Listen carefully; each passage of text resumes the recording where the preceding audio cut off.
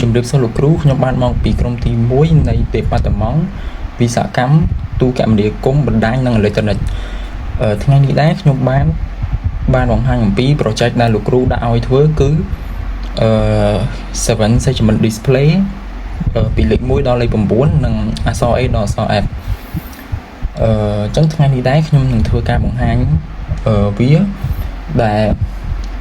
លេខនីមួយៗគឺដំណើរការបានដោយការ switch នៅប៊ូតុង4 binary នេះដែលមានពី000ដល់111ដែល4 digit នៃ binary នេះគឺបង្ហាញអំពីលេខផ្សេងៗគ្នាទាំងអស់នៅពេលដែលយើង switch ប៊ូតុងទៅ000វានឹងបង្ហាញអំពីលេខ0នៅពេលដែលយើង switch ប៊ូតុងដាក់001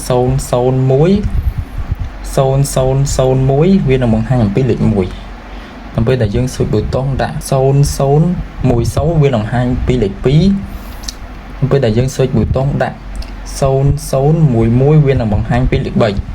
ប៉ុន្តែដូចខ្ញុំបានបញ្ជាក់នៅក្នុង report ចឹងវាមានលក្ខណៈ error ដែលខ្ញុំមិនដឹងមកពីអីហើយព្យាយាម fix តែវាអត់នេះចឹងនៅពេលដែលយើងដាក់switch ប៊ូតុងទៅ0100វាបង្ហាញពីលេខ4នៅពេលដែលយើង switch ប៊ូតុងទៅ0101វាបង្ហាញពីលេខ5នៅពេលដែលយើង switch ប៊ូតុងទៅ0110វាបង្ហាញពីលេខ6ពេលដែលយើង switch ប៊ូតុងទៅ0111វាបង្ហាញពីលេខ7យើងបិទទៅវិញយើង switch ប៊ូតុងទៅ100វាបង្ហាញពីលេខ8នៅពេលដែលយើង switch ប៊ូតុងទៅ1011វាបង្ហាញអំពីលេខ9បាទចឹងឥឡូវយើងដល់ចូលអក្សរម្ដងពេលដែលយើង switch ប៊ូតុងទៅ1010វាបង្ហាញពីអក្សរ A ទៅ1011បង្ហាញអក្សរ B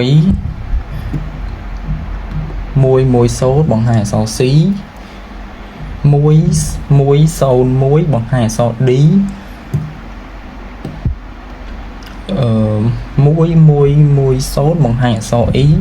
និងចុងក្រោយ1111គឺបង្ហាញអក្សរ F ជាចុងក្រោយសូមអរគុណសម្រាប់ការទស្សនានៅវីដេអូមួយនេះអធិស្ឋានទៅដល់ភាពរអាក់រអួលបន្តិចបន្តួចសូមអរគុណ